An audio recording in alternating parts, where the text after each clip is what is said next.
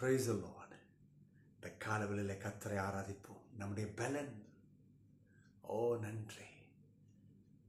என் கூட சேர்ந்து பாடி கர்த்தரை ஆராதிங்க. இந்த பாடல் எப்படி வருதுன்னா, நீ மாத்திரம் போதும். ரொம்ப அற்புதமான ஒரு ஜெபம், மீனிங்ஃபுல்லான ஜெபம். செய்வோமா? பாடல் வழியிலே இதை ஜெபம் செய்வோம். இயேசுவே நீர் போதும் என் வாழ்க்கையில. ஆமென். வாருங்கள் பாடி ஆராதிப்போம்.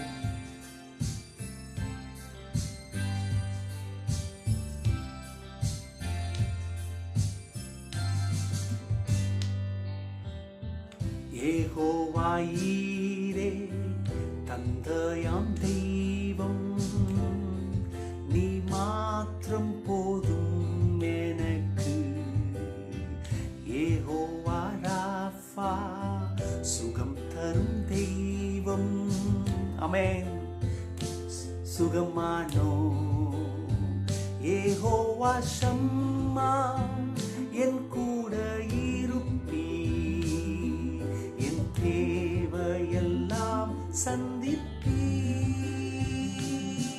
நீ மாத்திரம் போதும், நீ மாத்திரம் போதும், நீ மாத்திரம் போதும் எனக்கு.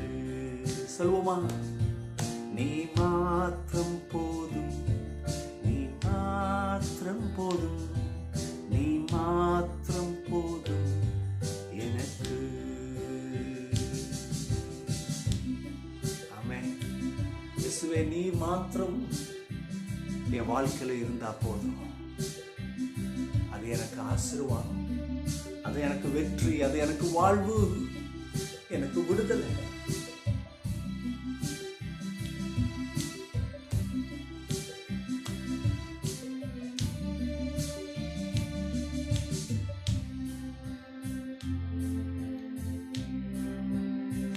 யெகோவா எலோஹிம் சிருஷ்டிப்பின் தேவனே, உம் வார்த்தையால் உருவாக்கினீ.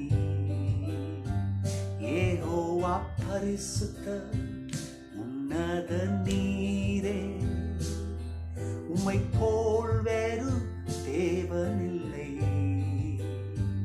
யெகோவா ஷாலோம் உம் சமாதானம் தந்தி என் உள்ளத்திலே. நீ மாத்திரம் போதும், நீ மாத்திரம் போதும், நீ மாத்திரம் போதும் எனக்கு. சொல்லுவோம். நீ மாத்திரம் போதும், நீ மாத்திரம் போதும், நீ மாத்திரம் போதும் எனக்கு. இயேசுவே எங்கள் தந்தையாம் தெய்வமே, நீர் மாத்திரம் போதும். நீ சிருஷ்டிப்பின் தேவன் எலோஹிம். உங்க பிள்ளைகள் சில விஷயத்துக்கு போராடுறாங்க. சிருஷ்டிப்பின் தேவன், அவங்க வாழ்க்கையில சுகத்தை நீ சிருஷ்டிக்க போவதற்கு நன்றி, வெற்றியை சிருஷ்டிக்க போவதற்கு நன்றி, வாழ்வை சிருஷ்டிக்க போவதற்கு நன்றி, முன்னேற்றத்தை சிருஷ்டிக்க போவதற்கு நன்றி. பிள்ளைகளாக எங்களை நீ தொடர்ந்து நடத்தும். ஆமென், ஆமென், ஆமென். கர்த்தர் நம்மளை தொடர்ந்து நடத்துவார். ஆமென்.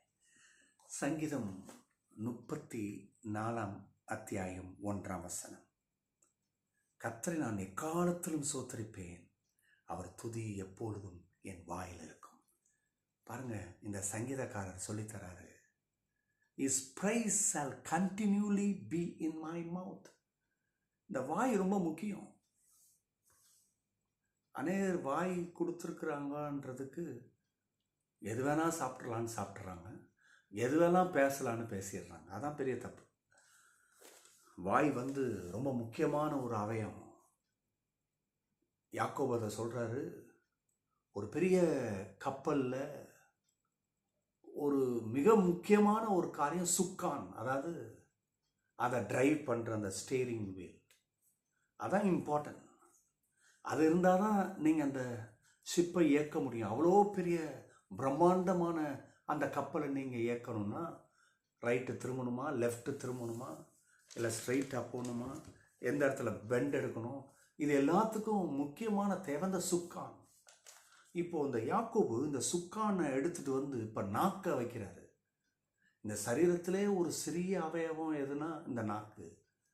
இப்போ நாக்க அது சின்னதாக இருக்குன்னு நினச்சிடாதீங்க, அதுதான் உங்கள் வாழ்க்கையை தீர்மானம் பண்ணுது, நடத்துது. ஏன்னா சாலமோன் ஞானி இந்த நாக்கை பற்றி பேசுகிறாரு. மரணமும் ஜீவனும் நாவின் அதிகாரத்தில் இருக்குதான். நாவில் என்ன அதிகாரம் இருக்குது? மரணமும் ஜீவனும். அதை விரும்புகிறவன் அந்த கனியை பூசிக்கிட்டுன்றார்.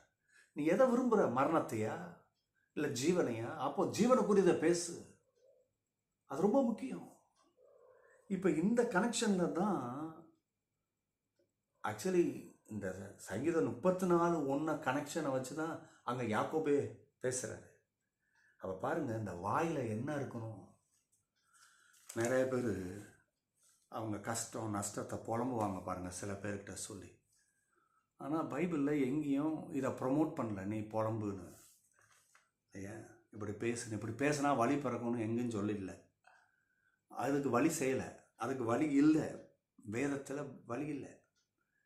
ஆனால் வேதத்தில் எப்படி வழி இருக்குன்னா, இந்த மாதிரி சூழ்நிலையில் கர்த்தரை எப்பொழுதும் எக்காலத்திலும் சோத்தரிப்பேன், எக்காலத்திலும் சோத்தரிப்பேன். அவர் துதி தான் என் வாயில் இருக்கும். வாயில் என்ன இருக்கணும்னா அவரை துதிக்கிற துதி தான் இருக்கணும். முணங்குறது, கசக்கிறது, சபிக்கிறது, தேவையில்லாத திட்டத்தைனா வாயில் தான் அறிக்கை செய்ய. நான் பாரு இப்படி தான் பண்ண போகிறேன், இது சரிப்பட்டு வராது. வாயில் தான் திட்டமே வெளியில் ரிலீஸ் ஆகுது. உள்ளத்தில் இருக்கிறது வெளியில் ரிலீஸ் பண்ணுறது என்னென்னா இந்த வாய் தான். அப்போ கவனிங்க, இன்னைக்கு பெரிய தோல்விக்கு காரணமே அநேகருடைய வாய். அதுதான் காரணம். யோபு வாழ்க்கையில் எப்போ தெரியுமா வெற்றி பார்த்தது, வெற்றி வந்தது, ஜெயம் வந்தது? அவரே சொல்கிறாரு, அவரை கொஞ்ச நாள் வாயை மூட வச்சிட்டாரு கர்த்தர். என் வாயை நான் பொத்தி கொள்கிறேன்னு அவரே பொத்துறாரு. அவருக்கு தெரிஞ்சு போச்சு இவ்வளோ தூரம் தப்பு நடந்ததுக்கு காரணமே இந்த வாய், இந்த தோல்வி, இந்த இழப்பு. நம்ம நினச்சிக்கிட்டு இருக்கிறோம் பிசாசு வந்தானாக்கும், வேலையை எடுத்தானாக்கும், அப்படி பண்ணான் இப்படி பண்ணான். அதுக்கு எல்லாத்துக்கும் மேலே மிக முக்கியமான ரீசன் என்னென்னா அவன் வாய். வாய். அதனால தான் சொல்கிறேன், நான் பொத்தி கொள்கிறேன்றார். அவர் வாயை பொத்திக்கிறேன், ஐயோ வேணாம். அவர் வாயை மூடுறாரு, அங்கே வலி பிறக்குது. இந்த காலவெளியில் சொல்கிறேன், தேவ மக்களை, உங்கள் வாயை மூடுங்க, அல்லது அந்த வாயில் கர்த்தரை துதிங்க. அவர் துதி எப்பொழுதும் என் வாயில் இருக்கும். இந்த வாயில் கர்த்தரை துதிக்கிறது இருக்கும். வாழ்க்கையில் அது இல்லை இது இல்லை, இல்லை தான். இல்லாததை நீ முணங்குனா பிறக்காது. இல்லாததை நீ இல்லைன்னு சொல்லி அப்படி கத்தி கூப்பாடு போடுறதுனால சூழ்நிலைக்கு சொரணை வந்து டக்குன்னு உனக்கு நன்மை கொடுத்துருன்னு நினைக்காதீங்க. சூழ்நிலைனா கொடுக்க இயலாது. கர்த்தருடைய கிருபை தான் கொடுக்கும். கர்த்தருடைய கிருபை எப்படி நீ அலைன் பண்ணுறது? வாயில் அவரை துதிப்பது. செய்வோமா? இந்த நாள் வாயில் கர்த்தரை துதிங்க, நீங்கள் ஜெயம் எடுப்பீங்க. God bless you. Bye bye.